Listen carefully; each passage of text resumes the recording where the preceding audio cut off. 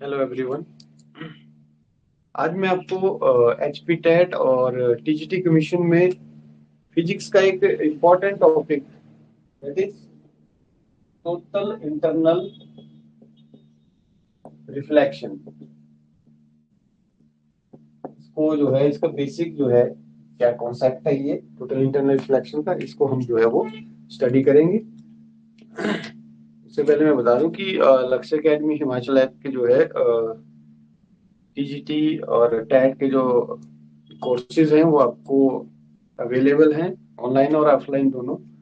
तो अगर आप हमारा कोई भी कोर्स ज्वाइन करना चाहते हैं तो आपको लिंक मिल जाएगा वीडियो के थंबनेल में, या फिर वीडियो का जो डिस्क्रिप्शन बॉक्स है उसमें आपको जो है लिंक जो है प्रोवाइड करा दिया जाएगा। तो आप वहां जाके जो है वो कर सकते हैं।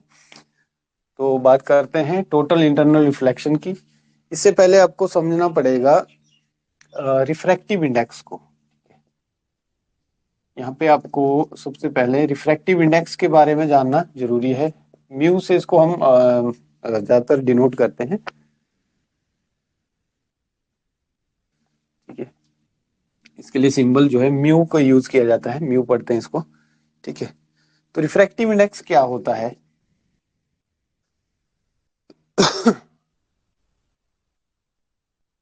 रिफ्रैक्टिव इंडेक्स जो है वो रेशो होती है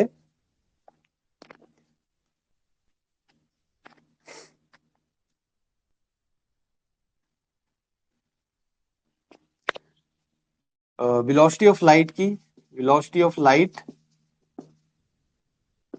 इन vacuum to the velocity of light in medium,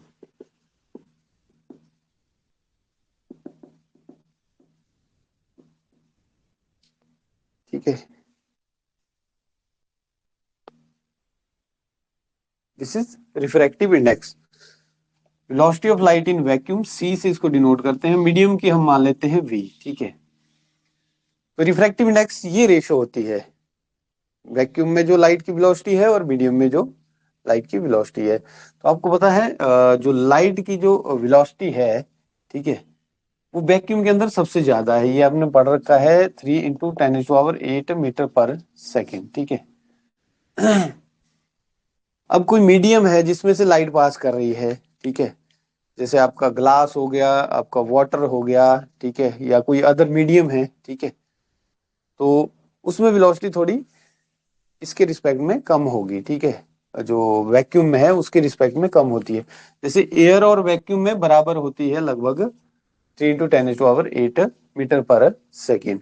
तो ये आपका रिफ्रैक्टिव इंडेक्स हो गया, ठीक है। इससे हमें दो चीजों का पता चलेगा कि एक मीडियम रेयरर मीडियम और दूसरा होगा आपका डेंसर मीडियम, ठीक है। अब रेयरर मीडियम कौन सा मीडियम होता है? जिसमें पार्टिकल दूर दूर होते हैं, आपके रेयर होते हैं, ठीक है। डेंसर मीडियम कौन सा है? जिसमें पार्टिकल पास पास होते हैं, ठीक है। जैसे आप समझ सकते हो एयर, एयर एक रेयरर मीडियम है। उसके मुकाबले वाटर, देखो ये गैसियस मीडियम है, गैस में दूर दूर होंगे पार्टिकल, तो एयर जो है रेयरर मीडियम होगा यहाँ पे। उसके मुकाबले अगर हम वाटर को देखें तो वाटर एक डेंसर मीडियम होगा, क्योंकि वाटर में पार्टिकल इसके मुकाबले क्या होते हैं? नजदीक होते हैं, ठीक है। ये आप ग्लास ले लो, ग्लास सॉलिड आ गए, फिर उसमें और ज्यादा नजदीक होते हैं पार्टिकल। ये अपने प्रॉपर्टीज ऑफ मैटर पढ़ी है, ठीक है। सॉलिड में सबसे नजदीक होंगे, वाटर में थोड़ा उससे दूर होते हैं, और जो आपका एयर है उसमें जो है और ज्यादा दूर होते हैं, गैस में ज्यादा दूर दूर होते हैं पार्टिकल। तो जहां पे दूर दूर पार्टिकल्स हैं उसको रेयरर मीडियम, जहां पे नजदीक पार्टिकल्स हैं उसको डेंसर मीडियम बोलते हैं। डेंसर मतलब घना, यानी बहुत ज्यादा पार्टिकल क्लोज है, ठीक है। इसी चीज को हम रिफ्रैक्टिव इंडेक्स की टर्म में हम बता सकते हैं, ठीक है। इसी चीज को हम रिफ्रैक्टिव इंडेक्स की टर्म में भी बता सकते हैं, ठीक है।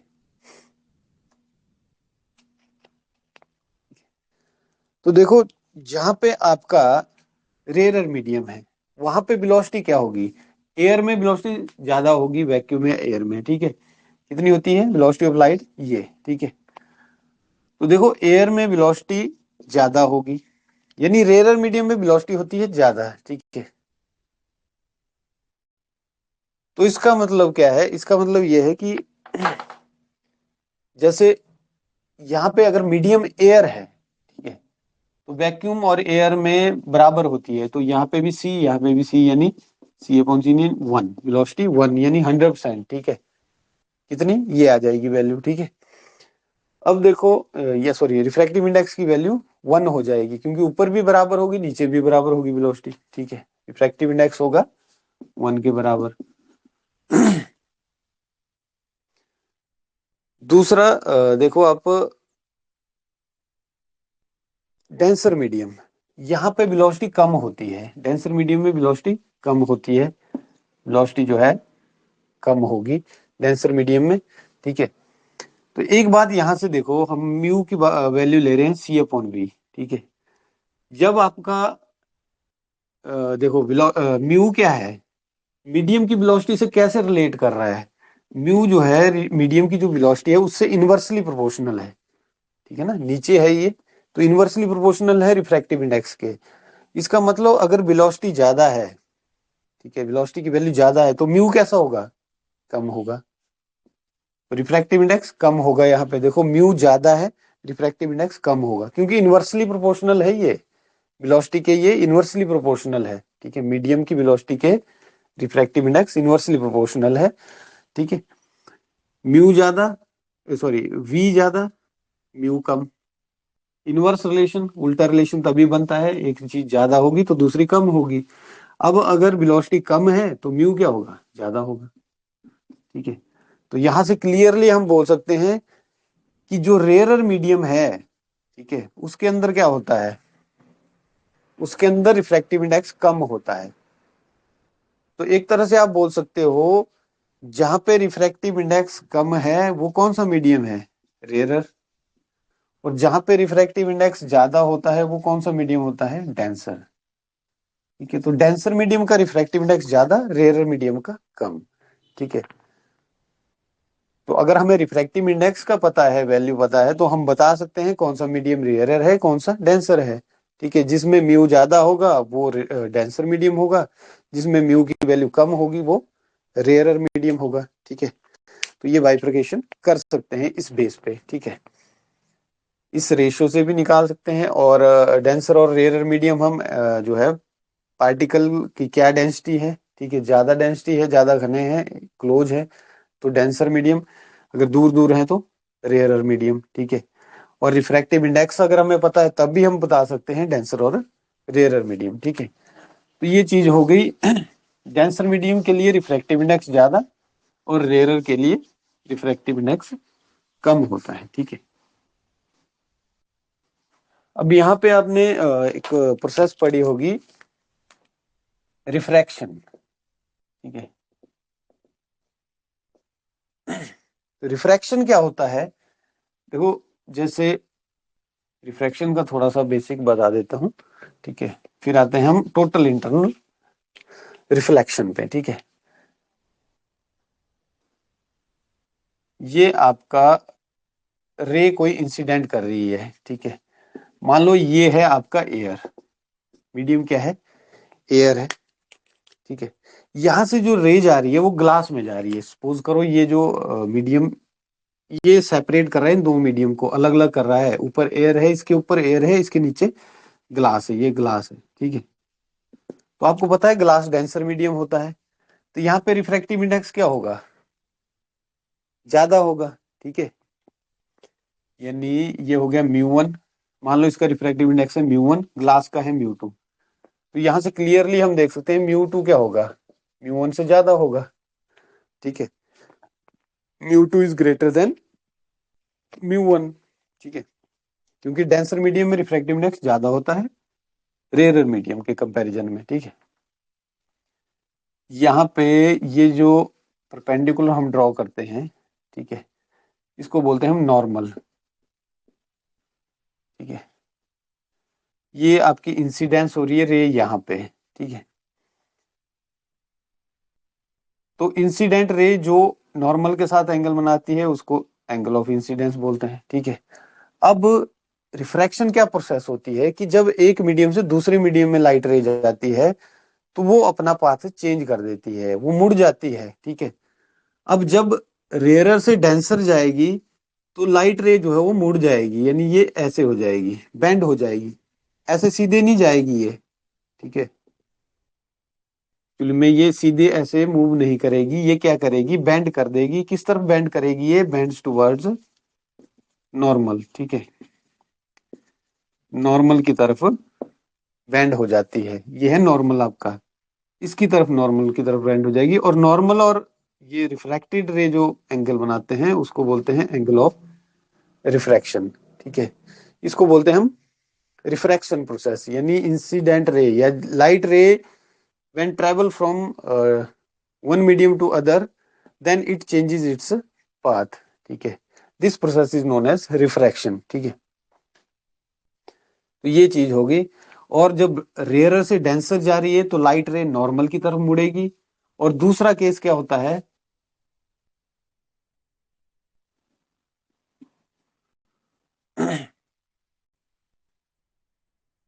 मान लो लाइट रे जैसे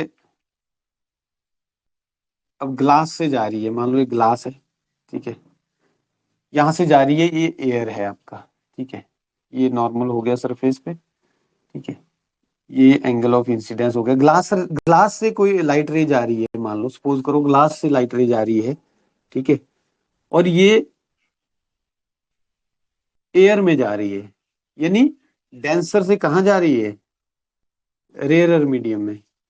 एयर जो है रेयरर मीडियम है, इसका रिफ्रैक्टिव इंडेक्स म्यू 1, इसका म्यू 2। तो यहाँ पे देखो म्यू 2 बड़ा है म्यू 1 से, लेकिन लाइट रे अब डेंसर से रेयरर की तरफ जा रही है। यहाँ पे कहाँ जा रही थी, रेयरर से, रेयरर मीडियम से डेंसर मीडियम की तरफ, ये है डेंसर मीडियम, है ना। यहाँ जा रही थी रेयरर टू डेंसर, और यहाँ कहाँ जा रही है, denser to rarer, denser to rarer medium, ठीक है। तो इसमें क्या होता है कि जो लाइट रे है वो नॉर्मल की तरफ नहीं मुड़ती। अब पहले केस में क्या था, बेंड्स टुवर्ड्स नॉर्मल, ये क्या करेगी, इस नॉर्मल से दूर जाएगी, मतलब ऐसे जाएगी। तो ये बन जाएगा एंगल ऑफ रिफ्रैक्शन। रिफ्रैक्टेड रे जो है वो नॉर्मल से दूर की तरफ जाएगी, ठीक है, बेंड्स अवे फ्रॉम नॉर्मल, ठीक है,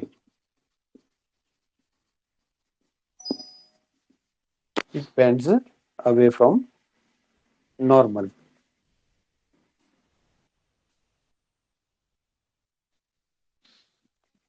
ये दो केस हो सकते हैं, डेंसर से रेयरर, रेयरर से डेंसर जाएगी तो नॉर्मल की तरफ मुड़ेगी, और डेंसर से रेयरर की तरफ जाएगी तो अवे फ्रॉम नॉर्मल जाती है लाइट रे, ठीक है। तो ये रिफ्रैक्शन की प्रोसेस होगी।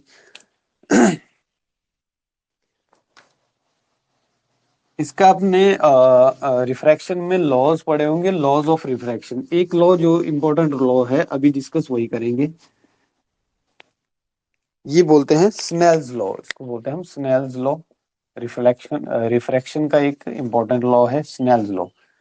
ये बोलता है कि sine of angle of incidence upon sine of angle of refraction is equal to constant. ये कांस्टेंट क्या है, जिसकी हमने बात की अभी, रिफ्रैक्टिव इंडेक्स। यानी sine of angle of incidence और sine of angle of refraction ये किसके बराबर होता है, एक कांस्टेंट के बराबर। उस कांस्टेंट को क्या बोलते हैं हम, रिफ्रैक्टिव इंडेक्स, ठीक है। This is Snell's law. ये रिफ्रैक्शन का एक नियम होता है, लॉ होता है, ठीक है।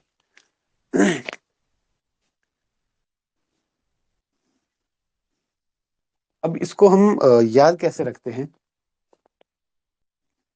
देखो ये आपकी लाइट रे आ रही है, ठीक है, रेयरर से मान लो ये डेंसर की तरफ जा रही है, ये ग्लास है, ये आपका एयर है, ये रेयरर है, डेंसर है, तो नॉर्मल की तरफ मुड़ेगी ऐसे।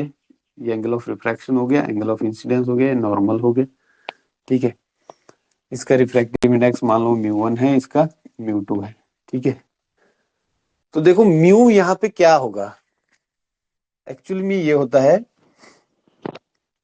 Sign of angle of incidence upon sine of angle of refraction, इस म्यू को जो है हम इसको भी हम रेशो की फॉर्म में लिखते हैं।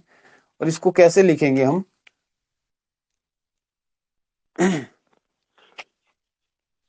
इसको लिखने का एक तरीका है,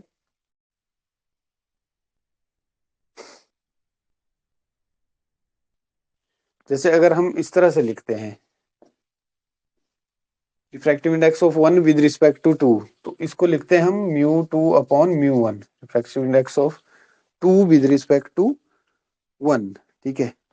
यानी refractive index of second medium with respect to first medium, mu two upon mu one. अगर ऐसे लिखा हुआ है तो refractive index of one with respect to second medium यानी mu one upon mu two, ऐसे लिखेंगे, ठीक है। यहाँ पे कैसे लिखेंगे हम, यहाँ पे हम देखेंगे ये स्नेल्स लॉ को लिखने का ये तरीका मैं बता देता हूँ आपको, ठीक है।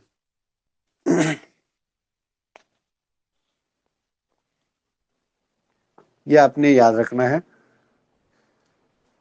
तो इसमें आपने याद रखना है, जैसे यहाँ पे लिखते हैं हम mu two upon mu one, generally हम इसको ऐसे लिखेंगे, ठीक है। लेकिन इसमें ये चीज आपने देखनी है, यहाँ पे कौन सा रिफ्रैक्टिव इंडेक्स है, म्यू वन। तो इसको इस तरीके से याद रखना, mu one into sine of I is equal to mu two into इसका म्यू टू है साइन ऑफ आर, जो भी एंगल है साथ में। तो ये आपने याद रख लेना है, यही तरीका होता है स्नेल्स लॉ को लिखने का, mu one into sine angle of incidence is equal to mu two into sine angle of refraction, ठीक है।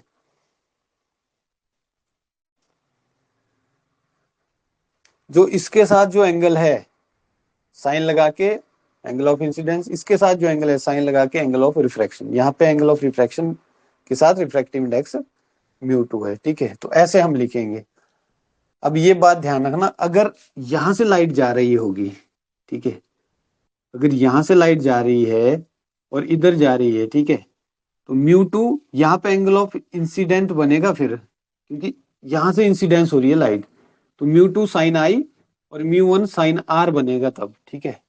यही चीज हम यूज करेंगे इसमें टोटल इंटरनल रिफ्रैक्शन में, तो ये याद रखना अपने, ठीक है। जिस तरफ को जो एंगल होगा साइन लगा के और जो रिफ्रैक्टिव इंडेक्स है उसके साथ मल्टीप्लाई कर देंगे, ठीक है। अब आगे टोटल इंटरनल रिफ्लेक्शन, ठीक है। हमने बात की रिफ्रैक्शन की, ठीक है।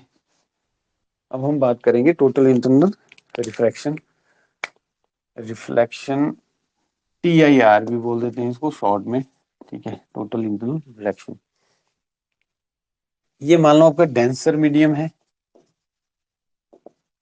ये आपका रेयरर मीडियम है, ठीक है। मान लो ये वाटर है, यहाँ पे ये एयर है, ठीक है।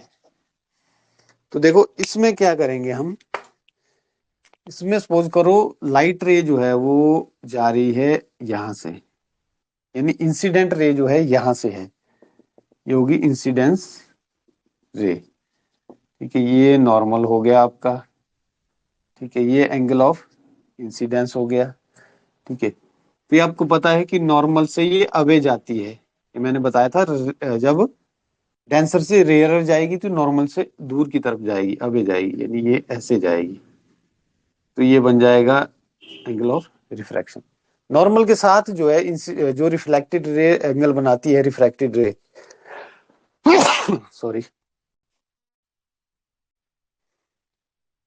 उसको हम एंगल ऑफ रिफ्रैक्शन बोलते हैं।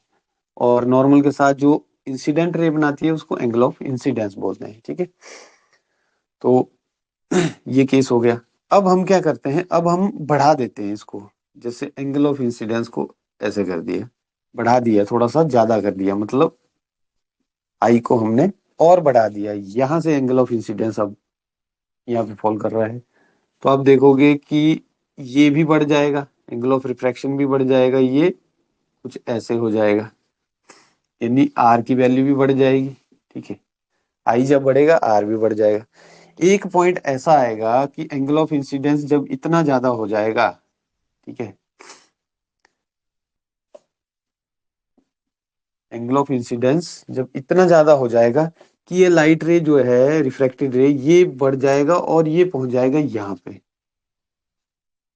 ये, यानी एंगल ऑफ रिफ्रैक्शन उस वक्त कितना हो जाएगा, 90 डिग्री, क्योंकि यही होता है ना नॉर्मल के साथ जो रिफ्रैक्टेड रे बनाती है वही एंगल ऑफ रिफ्रैक्शन होता है। तो एक सिचुएशन ऐसी आ जाएगी कि इंसिडेंस एंगल, ठीक है, थोड़ा सा इसको और बढ़ा लेते हैं ऐसे, ये ठीक है, इंसिडेंस एंगल इतना ज्यादा बड़ा हो जाएगा, ठीक है, कि एंगल ऑफ रिफ्रैक्शन किसके बराबर हो जाएगा, 90 डिग्री के बराबर, 90 डिग्री के बराबर। जब एंगल ऑफ रिफ्रैक्शन 90 डिग्री हो जाए, ठीक है, तब जो एंगल ऑफ इंसिडेंस है उसको बोलते हैं हम क्रिटिकल एंगल। तो उस वक्त इसका नाम पड़ जाएगा क्रिटिकल एंगल, ठीक है, उस वक्त इसका नाम पड़ जाएगा क्रिटिकल एंगल। तो क्रिटिकल एंगल क्या होता है, जब एंगल ऑफ इंसिडेंस, सॉरी, जब एंगल ऑफ रिफ्रैक्शन क्या हो जाए, 90 डिग्री हो जाए, ठीक है, तब जो एंगल ऑफ इंसिडेंस होता है उसको हम बोलते हैं क्रिटिकल एंगल, ठीक है। तो ये केस यहां तक आपको समझ आ गया। इसके बाद क्या होगा, इसके बाद जब हम एंगल ऑफ इंसिडेंस को और ज्यादा बढ़ा देंगे, सपोज करो हमने और ज्यादा इंक्रीज कर दिया एंगल ऑफ इंसिडेंस, ये हो गया आपका angle of incidence, critical angle से भी ज्यादा हो गया, इसे बड़ा कर दिया, ठीक है। तो उस केस में क्या होगा कि ये जो इंसिडेंट रे है वो रिफ्रैक्ट ही नहीं होगी, यानी रिफ्रैक्शन नहीं होगी, ये रे जो है वापस आ जाएगी, यानी इसकी क्या हो जाएगी, रिफ्लेक्शन हो जाएगी, ठीक है। पहले क्या हो रहा था, एक मीडियम से दूसरे में जा रही थी, रिफ्रैक्शन हो रही थी, एक मीडियम से दूसरे रिफ्रैक्शन, एक मीडियम से इस मीडियम के साथ रिफ्रैक्शन, ठीक है। लेकिन अब क्या होगा, अब जो है इंसिडेंट रे जो जाएगी, ठीक है, जब क्रिटिकल एंगल से बड़ा एंगल हो जाएगा इंसिडेंस का, तब जो ये इंसिडेंट रे है वो रिफ्रैक्ट नहीं होगी, ये वापस रिफ्लेक्ट हो जाएगी, ठीक है, इसी मीडियम के अंदर आ जाएगी वापस, ठीक है। इसी फिनोमिना को हम बोलते हैं total internal reflection, it is known as total internal reflection, ठीक है। यानी जो लाइट रे है वो क्या हो गई, इंटरनली रिफ्लेक्ट हो गई, रिफ्रैक्ट होने के बजाय, ठीक है। तो this is known as total internal reflection, ये फिनोमिना आपका कहलाएगा टोटल इंटरनल रिफ्लेक्शन, ठीक है। अब कई बार आपको एग्जाम में पूछते हैं conditions, conditions for total internal reflection. तो देखो क्या कंडीशन होंगी टोटल इंटरनल रिफ्लेक्शन के लिए, एग्जाम में आपसे पूछ लिया जाता है। तो पहली कंडीशन देखो, टोटल इंटरनल रिफ्लेक्शन तभी होगी जब लाइट रे डेंसर से रेयर मीडियम में ट्रेवल करेगी, ठीक है। Light should travel from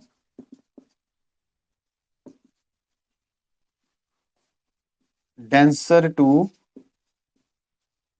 rarer medium, ठीक है, डेंसर से रेयरर की तरफ जानी चाहिए, ठीक है। रेयर से डेंसर में कभी टोटल इंटरनल रिफ्लेक्शन नहीं होगा, ठीक है। और दूसरी कंडीशन, ये जो एंगल ऑफ इंसिडेंस है किसके किससे बड़ा होना चाहिए, angle of incidence critical angle से बड़ा होना चाहिए, ठीक है। जब तक ये क्रिटिकल एंगल से छोटा है या बराबर है तब तक लाइट रे रिफ्लेक्ट नहीं होगी वापस, ठीक है, तब तक रिफ्रैक्शन होगी, ठीक है। जब angle of incidence critical angle से बड़ा हो गया तो लाइट रे वापस रिफ्लेक्ट हो जाएगी, यानी टोटल इंटरनल रिफ्लेक्शन होगा। Angle of incidence should be